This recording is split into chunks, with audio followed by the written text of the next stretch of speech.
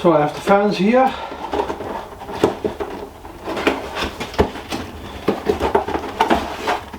"12-volt fans, so there are motor fans.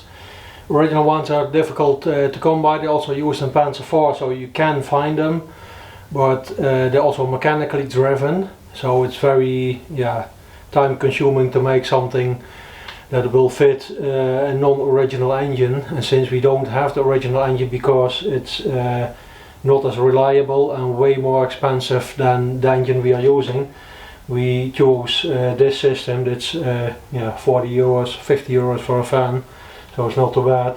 It's 12 volts, we have 24 volts, but two fans in series, they work on 24 volts, so that's not a problem. There are mounting brackets on it, 35 centimeters, so I make the shroud a little bit larger, so we have always room to play around a little bit, and that the edge is not getting too thin, to keep it a bit stronger. So I have some material here, we'll cut it to size. So as said, I'm gonna cut these sheets to size. This one is a bit bent because this one is still from the fire. It was inside or just outside against the barn, I can't remember, but that's why it's bent. But I think I can straighten it enough because around the edge we will have another lip and then bend inwards again. So it should be easy enough to get it straight enough for the part that we need. So I will do the cutting off camera. It's straightforward, just some rectangular pieces, and then I'll show you the result before I weld them together. So as you can see, already tack welded a few parts together. I've changed my plan.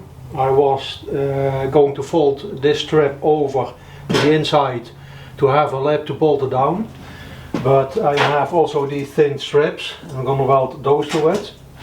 Makes it a little bit stronger, a bit more work in welding, but if the bending is not going correctly, it can distort it, and it's a lot of work to do it correctly on these lengths. So decided not to do that, but instead use the strips on the inside as a lip to make it stronger, because this side will not be bolted down. There are no holes in existence, only the narrow parts, but the box is strong enough to keep that all in shape. But to make sure this doesn't go vibrate, I put strips on this end as well. I have one fan on here. You can see it's quite flat, but still gonna put some strips on the inside to make it even flatter, and also to keep it from vibrating, because when I cut out the hole it obviously gets a bit less strong. Let's see on this position. You can see it's a bit more wobbly on this side, so I'm gonna put 4 strips in it. This is one of the sides, still needs to go in. I will finish weld all around as if it's one part with only one seam, and I'm also going to weld this seam to make it look nice and strong. So I will show you that, and then the finish welding and grinding I will do off camera again, and I show you the end result. Make a hole in it, attach these, put strips in, and then get it to fit on the tank. But I also need on either narrow side a small hole for the hot air to go to the back and to the front in winter conditions. But I'm gonna attach those tubes in the tank itself. I'll tack weld them in there so they align properly, but I'll show you that later.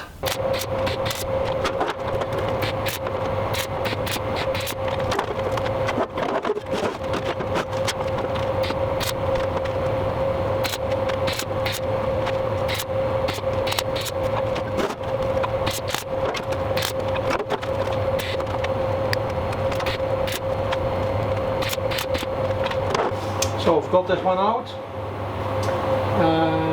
Let's see if I can, I can get a clamp on it, but then I don't have free hands to tack weld it, so I need a clamp anyway.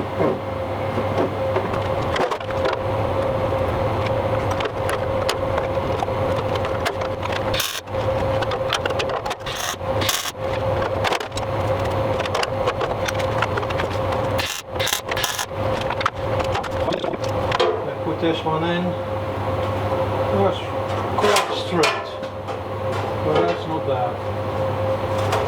This one is a little bit bowed here, but I can pull it in, or maybe try to straighten it before I put it in. These shorter pieces are quite straight too. Let's see how much material I have. So if I cut one off of each length, I have still enough for the long ones. So I'll do that, show you that on camera, and then I will finish everything off camera. So the strips, I'll get them a bit above this material, so I have an open corner. If you have an open corner, you can get a stronger weld from only one side, otherwise it's easy to break off. It's about a millimeter short. Because this plate was a little bit short, I have a little opening here, but that's easy enough to fill up.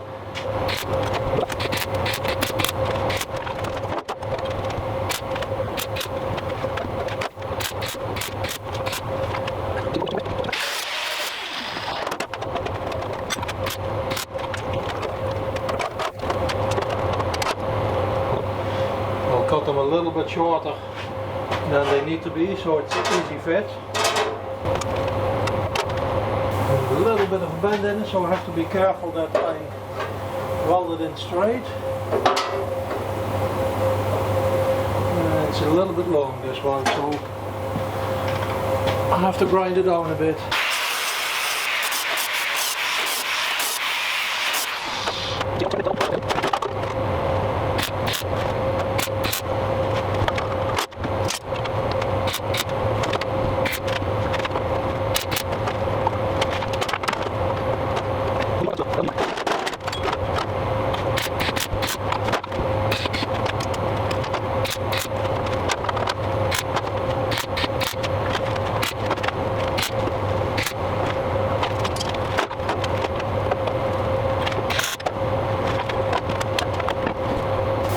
So there are a few tiny gaps, less than a millimeter.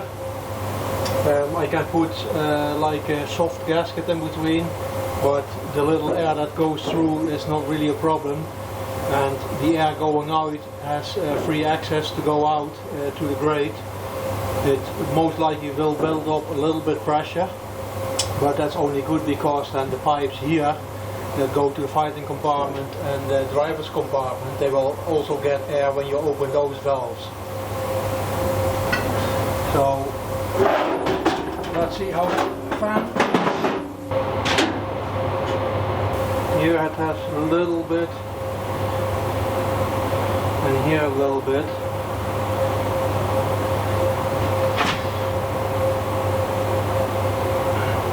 I don't know if that's the fan or the metal, probably the metal. But what I can do is bend this after finish welding, because it can distort a little bit, and then get these gaps a bit more precise.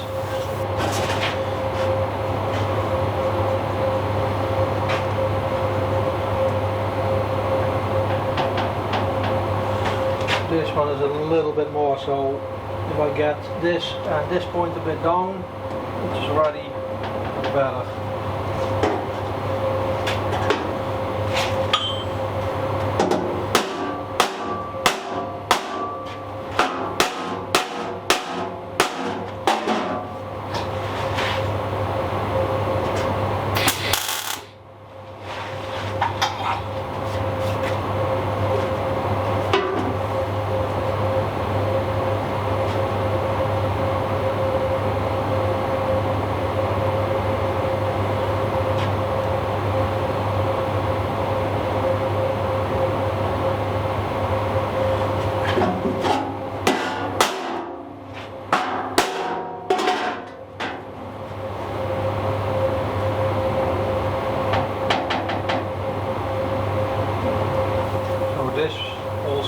okay.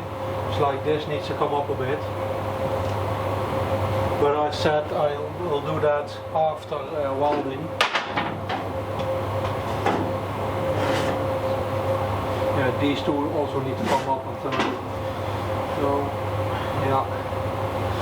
I'll check that after welding, after grinding, so everything is clean. We'll cut it whole out. And yeah, when I've got that done, I will show you the mounting in the tank. Will be this lip, and on the other side will be 3 holes to mount it. And I will also straighten this piece so it will fit the fan a lot better. And we'll start on the tubes as well. The tubes will extend just shy of the metal we'll have to go through. And then from the other side I will make the valve for controlling the hot air into the fighting compartment and the driver's compartment. And that will slide over the tube that comes out from here.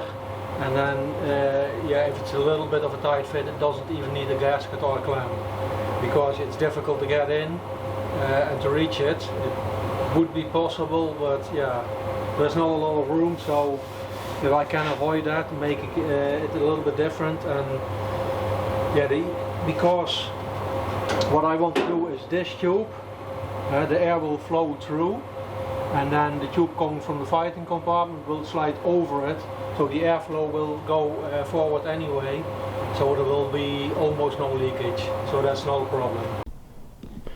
So this is the finished part. Fans are in. You can see I still need to connect them. I will connect them in series because these are 12 volts and we have a 24 volt system. So these are 12 volts, but we have 24 volts in the Nashorn. So if we connect them in series, then they operate on 24 volts. We will run a cable to the dashboard and connect them through the ignition switch, so that if the vehicle is turned off, you can't turn them on. So you have to put it on contact, yeah, to cool the vehicle afterwards. And but you can't accidentally leave them on all night, so that you drain the battery, the strong battery, so that will take a while, but still. And we also put a switch in so that they don't run all the time, only when we need to. But this is, yeah, this is the inside. This will go, this opening will point outwards. So, and this is the orientation you will see when looking from the engine room inside. I have to check how to connect them, that they turn in the correct direction. These can be wired either way, but originally the airflow is from the left side of the vehicle and then out to the right side. So we want to keep that the same.